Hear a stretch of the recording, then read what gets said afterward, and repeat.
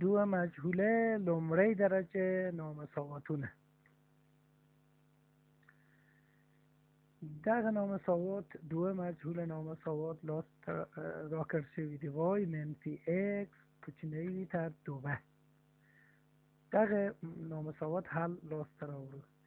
اول سرموج نوشته که او وای منفی دو اکس مساوی به دو سره دغه معادله دیو خط مستقیم ده. او موش دو ساده ترین قیمتون مد نظر صفر دو منفی دو صفر دغه خط مستقیم رسم که اویه.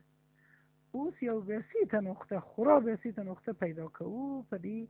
شکل ورشه چې چیرته موقعیت لري یا صدق کوي کنه دغه صفر صفر نقطه مد نظر نیسو تا نامساوات که وضع که او وینو چې تر دوه کوچنی ده لحاظا نامساوات دغه نقطه صدق کوي ټول نقاط چې د هغه پر خوا واقع وي دغه نامساوات صدق کوي در ټول نقاط پرداز شوي دي په دې شکل کې واضح ده. بالمثال منفی دیری اکس جمع وای کوچنی تر منفی دوه دغه مساوی به صفر سره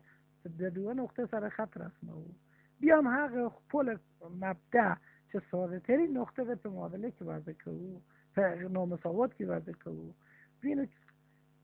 وینو چه صفر صفر هغه نقطه چه مو وضع که امکان لري نامساوات صدق ونه کی ځکه چې صفر تر منفی دوه کوچنی ده لحاظا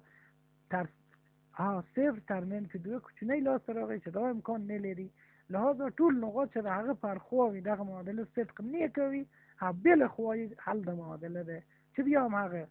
صاحب حل د معادله ته موږ پرداز ورکړي.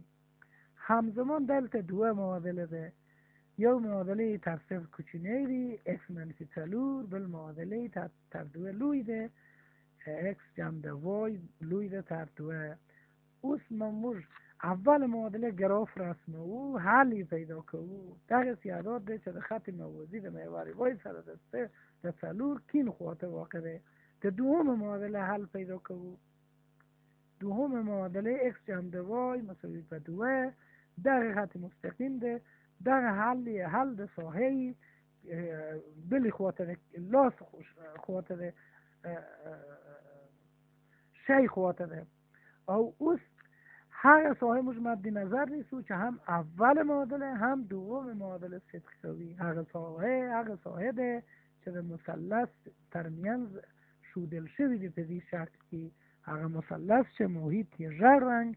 او دننه یاسمني رنګ لري. تشکر.